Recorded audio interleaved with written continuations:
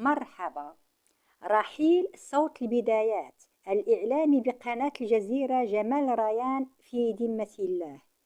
إذن نعت الأوساط الإعلامية العربية اليوم الأحد الإعلامي الفلسطيني القدير جمال ريان أحد أبرز الوجوه الإخبارية في شبكة الجزيرة، الذي وافته المنية عن عمر ناهز 72 عاما. ويأتي رحيل ريان ليشكل خسارة كبيرة للصحافة التلفزيونية التي عاصر مخاضها وتطورها على مدار 5 عقود.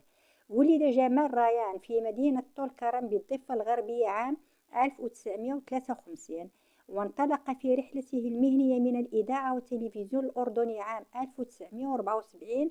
تميز ريان بشغف معرفي قاده للتنقل بين كبريات المؤسسات الإعلامية الدولية، حيث عمل في هيئة الإذاعة البريطانية BBC، وخاض تجارب مهنية فريدة في كوريا الجنوبية وقناة أبو ظبي، ما صقل شخصيته الإعلامية وجعله يمتلك رؤية شاملة للمشهد الدولي.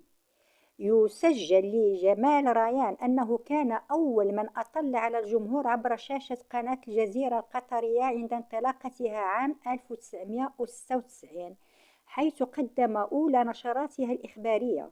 ومنذ ذلك الحين ارتبط صوته وصورته بأهم الأحداث والمنعطفات السياسية الكبرى في الشرق الأوسط والعالم، ليصبح علامة فارقة في تقديم النشرات والبرامج التحليلية التي اتسمت بالرصانة والعمق.